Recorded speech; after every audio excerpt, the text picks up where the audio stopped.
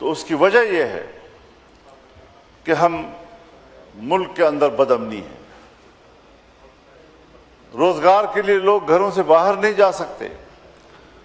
اور میں یہ بات کسی تعصب کی بنیاد پر نہیں کہہ رہا، میں مسلسل یہ باتیں کر رہا ہوں ایک پاکستانی کی حیثیت میں اور ایک پارلیمنٹرین کی حیثیت میں کہ ملک کا امن و امان انتہائی حد تک خراب ہے.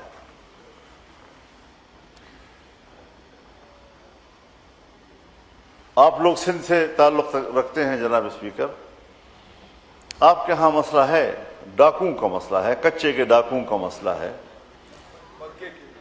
جی. اور ہمارے ہاں تو حکومتی رٹ ختم ہو چکی ہے،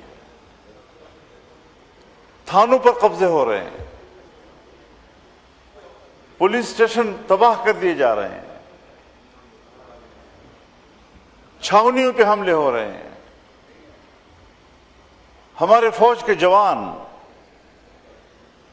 ہمارے ایف سی کے جوان، ہمارے پولیس کے جوان آئے روز حملوں کا شکار ہیں اور شہید ہو رہے ہیں.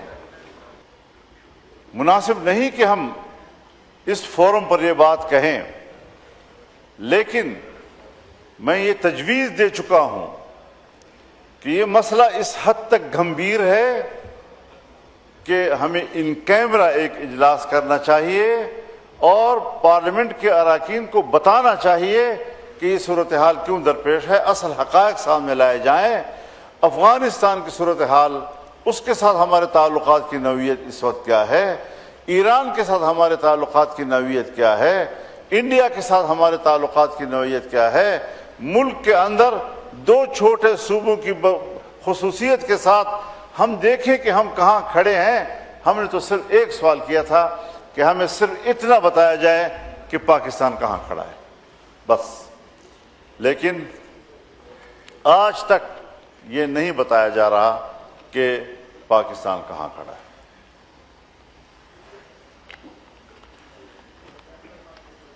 اور معاملہ اب چلا گیا کشمیر کی طرف. وہ کشمیر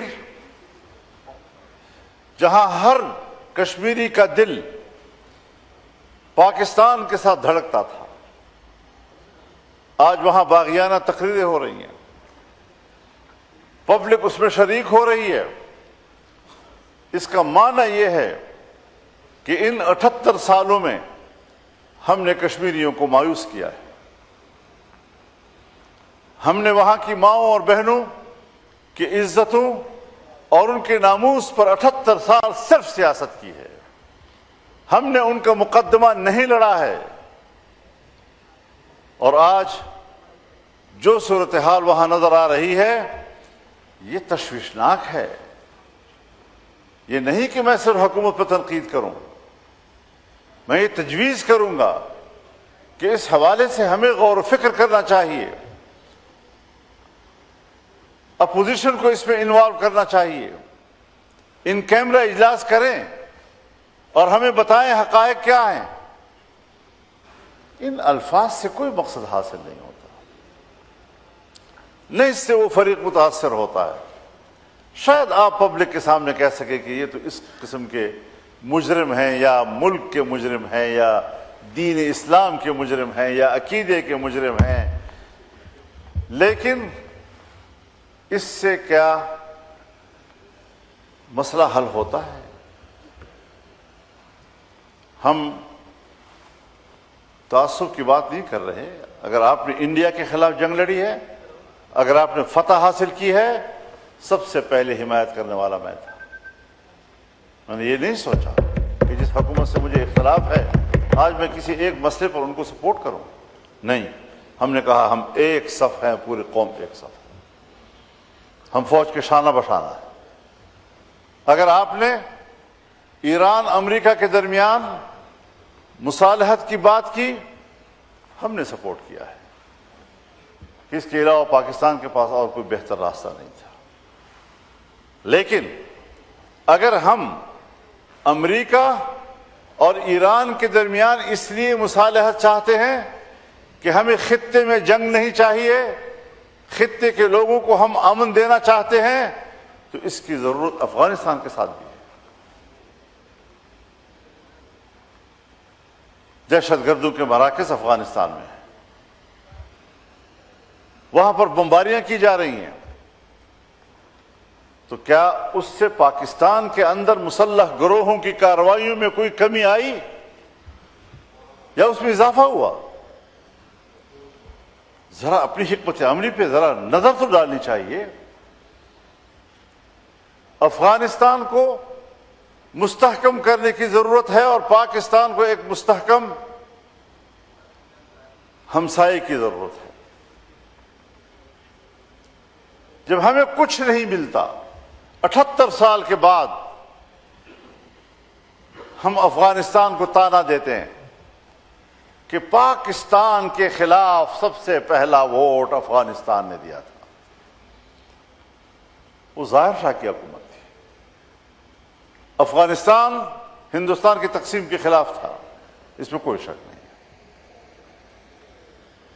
یہاں کے قوم پرست اور افغانستان کی حکومت کا موقف ایک تھا۔ آپ اس کا طعنہ تو افغانستان کو دیتے ہیں، آج کی حکومت کو، لیکن کیا آپ نے ایک لمحے کے لیے یہ سوچا کہ سن 1965 میں جب ہندوستان نے آپ پر جنگ مسلط کی اور آپ کی مشرقی سرحد پہ جنگ ہو رہی تھی، تو اسی افغانستان نے آپ کو پیغام بھیجا کہ آپ اپنی مشرقی سرحد پہ جنگ لڑیں، مغربی سرحد کے محافظ ہم ہیں، اور آپ کو پورے مغربی سرحد پر آپ کا ایک سپاہی کی بھی جانے کی ضرورت نہیں پڑی، اور افغانستان آپ کو سپورٹ کر رہا تھا۔ آج آپ اس کو ظاہر شاہ اور نادر شاہ کے زمانے کے طعنے دے رہے ہیں۔ کیا 1971 میں جب آپ بنگال میں پھنس گئے تھے، لڑائی ہو رہی تھی ہندوستان کے ساتھ، کیا اس وقت افغانستان کی حکومت نے آپ کو پیغام نہیں بھیجا کہ اگر آپ جنگ لڑ رہے ہیں مغربی سرحد سے بے نیاز ہو جائیے؟ ایک سپاہی آپ کو افغانستان کے سرحد پر بھیجنے کی ضرورت نہیں پڑی۔ میرا پشتون ہو یا بلوچ ہو، مقامی ہے، اگر وہ مقامی لوگوں کے ساتھ جنگ لڑے گا، ان کی دشمنیاں نسل تک جائیں گی۔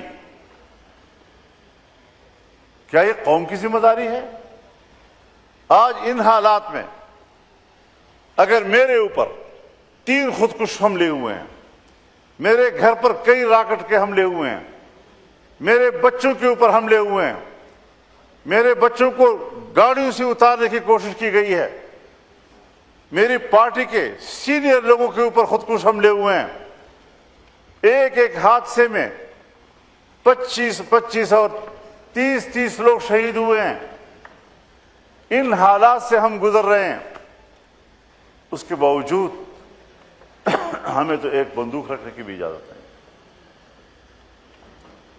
ملبہ قوم پہ ڈالنا، ملبہ لشکروں پہ ڈالنا، یہ کون سی حکمت عملی؟